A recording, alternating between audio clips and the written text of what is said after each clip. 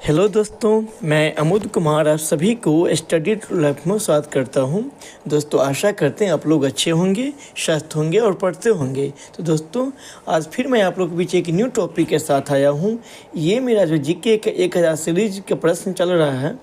दोस्तों, इससे पहले हम 200 हिस्ट्री के प्रश्न, 200 भारतीय संविधान के प्रश्न और 200 ज्योग्राफी का प्रश्न ऑलरेडी करवा दिया हूँ। दोस्तों, ये मेरा 600 से लेकर ये भारतीय अर्थव्यवस्था के प्रश्न है। इससे पहले भारतीय अर्थव्यवस्था के भी 1 से लेकर 25 तक जो है करवा दी हूँ। आज मेरा जो मतलब ये 626 से स्टार्ट है। तो दोस्तों आइए, हाँ दोस्तों, अगर आप हमारे चैनल पर अगर न्यू आए हैं तो हमारे चैनल को सब्सक्राइब कर लीजिए और वीडियो को अंत तक देखिए। तो आइए हम बिना देरी के स्टार्ट करते हैं। देखिए दोस्तों, इसका उत्तर भी आपको सामने ही मिलेगा। ये रिवीजन के तौर पर है। देखिए, जो मेरा पहला वस्तुओं और सेवाओं का इलेक्ट्रॉनिक नेटवर्क के माध्यम से क्रय विक्रय करना कहलाता है। दोस्तों, ये प्रश्न ऑलरेडी जो है एनटीपीसी की जो एग्ज़ाम हुआ था, ये इसमें ऑलरेडी स्टेशन मास्टर के एग्ज़ाम में ये पूछा हुआ है। तो ये हो जाएगा ई वाणिज्य। मतलब आप जो अगर ऑनलाइन जो कोई सामान परचेज करते होंगे वही हो गया इलेक्ट्रॉनिक नेटवर्क के माध्यम से, तो ये ई वाणिज्य हो जाता है। जैसे कि इलेक्ट्रॉनिक, जैसे कि ई वाणिज्य कंपनी आप सुने होंगे, अमेजन, फ्लिपकार्ट, शॉपी, ये सब बहुत सारे जो ई नेटवर्क जो कंपनी, इलेक्ट्रॉनिक नेटवर्क कंपनी है, ये मतलब ऑनलाइन के माध्यम से इसमें क्रय विक्रय किया जाता है। इसी में इसकी व्याख्या देखिए। इंटरनेट आधारित व्यापार वस्तुओं तथा सेवाओं की खरीद बिक्री को इंटरनेट आधारित प्रणाली के माध्यम से सक्षम बनाना ई कॉमर्स कहलाता है। इसी में देखिए हमारा जो अगला प्रश्न है, भारतीय रिजर्व बैंक का कार्य कौन नहीं है। तो देखिए दोस्तों, भारतीय रिजर्व बैंक के कार्य जो है निर्यातकर्ताओं को ऋण देना ये कार्य नहीं है, बल्कि देखिए करेंसी नोट जारी करना, मुद्रा योजना बनाना, भारत के सभी बैंकों पर नियंत्रण करना, सब सभी है।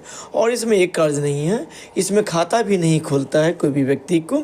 ये सिर्फ बैंक को मॉनिटरिंग का काम करता है। जितना भी हमारे इंडिया में जो बैंक है, जिसको पूरा का मॉनिटर करना, ये रिजर्व बैंक ऑफ इंडिया के काम होता है। ये इसी में देखिए उसकी व्याख्या देखिए। यहाँ से आप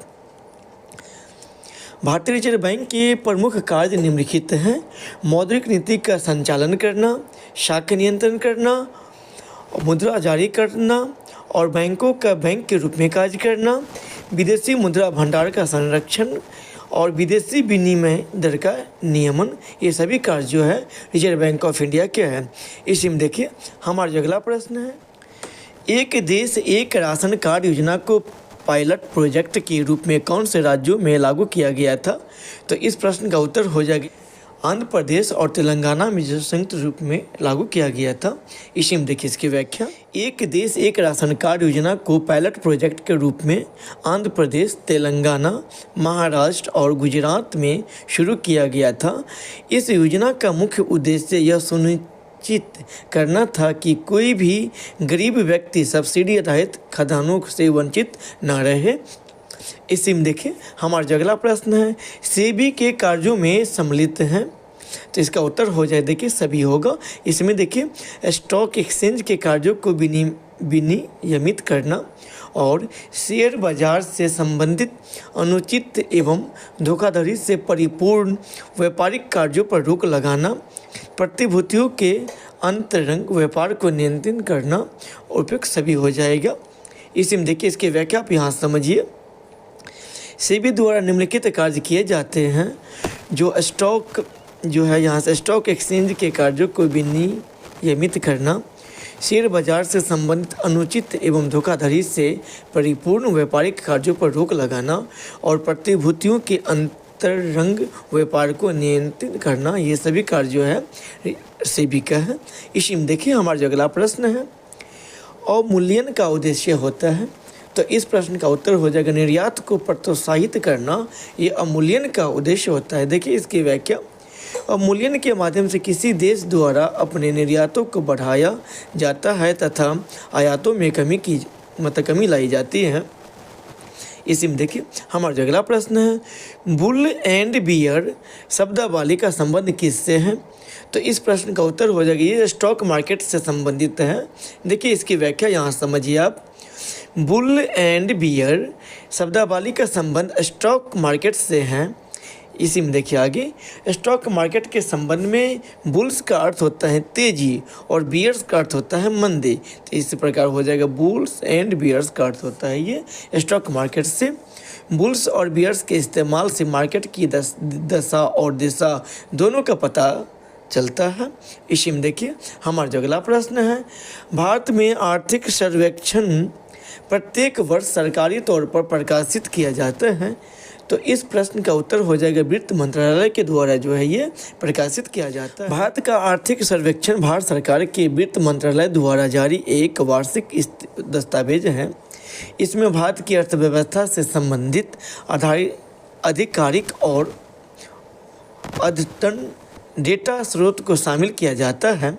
इसी में देखिए हमारा जो अगला प्रश्न है, राष्ट्रीय कृषि एवं ग्रामीण विकास बैंक की स्थापना किस समिति की सिफारिश के आधार पर की गई है? तो इस प्रश्न का उत्तर हो जाएगा, देखिए दोस्तों, ये शिवरमन समिति के सिफारिश पर ही किया गया है। तो इसको आप याद रखिए, बहुत इंपॉर्टेंट है। इसकी व्याख्या आप यहाँ समझिए। शिवरमन समिति के सिफारिशों के आधार पर राष्ट्रीय कृषि और ग्रामीण विकास बैंक अधिनियम 1981 को लागू करने के लिए संसद के एक अधिनियम के द्वारा 12 जुलाई 1982 को नाबार्ड की स्थापना की गई है। इसी में देखिए हमारा जो अगला प्रश्न है, नरसिम्हम समिति ने किस संबंध में सुझाव केंद्र सरकार को दिया था? तो इस प्रश्न का उत्तर हो जाएगा, ये बैंकिंग संरचना सुधार संबंध। ध्यान रखिए दोस्तों, पूछ लिया जाता है नरसिम्हम समिति का संबंध किससे है, तो हो जाएगा बैंकिंग से। इस तरह से भी याद रखिएगा आप। इसकी व्याख्या आप यहाँ समझिए। नरसिम्हम समिति ने अपनी संस्तुतियाँ दिसंबर 1991 में प्रस्तुत की गई थी, जिसके अंतर्गत बैंकों के आर्थिक कार्य कुशलता और प्रतिस्पर्धात्मकता में वृद्धि के लिए बैंकों में जमा पूंजी की उत्पादकता को बढ़ाने के लिए अनुशंसाएं की गई थी। इसी में देखिए हमारा जो अगला प्रश्न है, श्री रंगराजन समिति के आधार पर प्रति दिन कितने रुपये उपभोग खर्च करने वाला ग्रामीण व्यक्ति गरीब नहीं माना जाएगा? तो इस प्रश्न का उत्तर हो जाएगा ये 32 रुपया। देखिए दोस्तों, यहाँ पर इसकी व्याख्या यहाँ पर है। सी जो है रंगराजन समिति जो है 2012 में जो रिपोर्ट अपनी जो है 2014 में प्रस्तुत किया, इस समिति ने गरीब गणना के आधार पर MMRP मतलब संशोधित मिश्रित संदर्भ अवधि को माना है, जिसके खर्च आधार देखिए ग्रामीण प्रतिदिन 32 रुपया एवं प्रतिदिन मतलब 32 और प्रति माह 900 अगर 72 रुपया खर्च करता है तो गरीब नहीं माना जाएगा। लेकिन वही शहरी में अगर 47 रुपया प्रतिदिन और प्रति माह 1407 रुपया खर्च करता है तो गरीब नहीं माना जाएगा। देखिए इसी में आगे, अल्प विकसित देशों में गरीबी का मुख्य कारण क्या है? तो इस प्रश्न का उत्तर हो जाएगा आय में असमानता। इसकी व्याख्या आप यहाँ समझिए। अल्प विकसित देशों में गरीबी का मुख्य कारण आय में असमानता है। इसी में देखिए आगे, प्रति व्यक्ति आय क्रय शक्ति क्षमता का बढ़ाना यह प्रदर्शित करता है कि किसी राष्ट्र में लोगों तक वस्तुओं एवं सेवाओं की पहुंच बढ़ रही है और उनके भौतिक जीवन का विकास हो रहा है। इसी में देखिए हमारा जो अगला प्रश्न है, आधार वर्ष 2004 से 5 को बदलकर 2011 से 12 कर दिया गया है। कब किया गया? तो इसकी व्याख्या तो इस प्रश्न का उत्तर तो हो जाएगा, ये जनवरी 2015 में कर दिया गया है। पहले आधार वर्ष 2004 से 5 था, अब जो आधार जो 11 से 12 कर दिया गया है, ये 2015 में किया गया है। आधार वर्ष से तात्पर्य उस वर्ष से हैं जिसकी कीमतों को आधार के रूप में मानकर वर्तमान अर्थव्यवस्था की गणना की जाती है। देखिए, तो 1 जनवरी 2015 को आधार वर्ष 2004 से 5 को बदलकर 11 से 12 कर दिया गया है। दोस्तों आप बताएंगे 1 जनवरी 2015 के बहुत इम्पोर्टेंट कार्य हुआ था, जो प्लानिंग कमीशन को हटाकर किसको स्थापना किया गया? आप हमारे कमेंट बॉक्स में कमेंट कीजिए, किसको लागू किया गया प्लानिंग कमीशन को हटाकर। इसी में देखिए हमारा जो अगला प्रश्न है, आधार वर्ष व चालू वर्ष में अंतर क्या होता है? देखिए दोस्तों, तो इसकी उत्तर तो हो जाएगा मुद्रास्फीति का। देखिए यहाँ से तो उसका उत्तर हो जाएगा ये। इसी में देखिए यहाँ पे इसकी व्याख्या, मुद्रा के मूल्य में कमी होना अर्थात मुद्रा की क्रय शक्ति में कमी को मुद्रास्फीति कहते हैं। सूचकांक में पिछले वर्ष आधार वर्ष के कुल भार को 100 के रूप में लिया जाता है, जबकि ये इसकी तुलना चालू वर्ष में मूल्यों में उतार चढ़ाव को दर्शाया जाता है। इसी में देखिए हमारा अगला प्रश्न है, राष्ट्रीय आय की गणना की जाती है। तो देखिए उत्पादन वृद्धि द्वारा मतलब विधि द्वारा, व्यय विधि द्वारा, आय विधि द्वारा, उपयुक्त सभी हो जाएगा। इसका उत्तर हो जाएगा ये डी। देखिए दोस्तों यहाँ पर उत्तर शामिल है। आप अगर कोई भी एग्ज़ाम देने जाते हैं तो रिवीजन करके ही जाइए। देखिए किसी देश के द्वारा एक वर्ष में उत्पादित वस्तुओं एवं सेवाओं के अंतिम मूल्य को राष्ट्रीय आय कहा जाता है। राष्ट्रीय आय की गणना की विधियाँ 3 हैं, उत्पादन विधि, व्यय विधि एवं आय विधि, ये सभी। इसमें देखिए हमारा अगला प्रश्न है, निम्नलिखित में से प्रति व्यक्ति आय। तो इसका उत्तर हो जाएगा ये राष्ट्रीय आय बटा कुल जो है ये कुल जनसंख्या, राष्ट्रीय आय बटा जो है कुल जो जनसंख्या हो जाएगा। प्रति व्यक्ति आय जो निकाला जाता है मतलब राष्ट्रीय जो इनकम होता है और कुल कितना जनसंख्या है इससे प्रति व्यक्ति आय जो निकाला जाता है।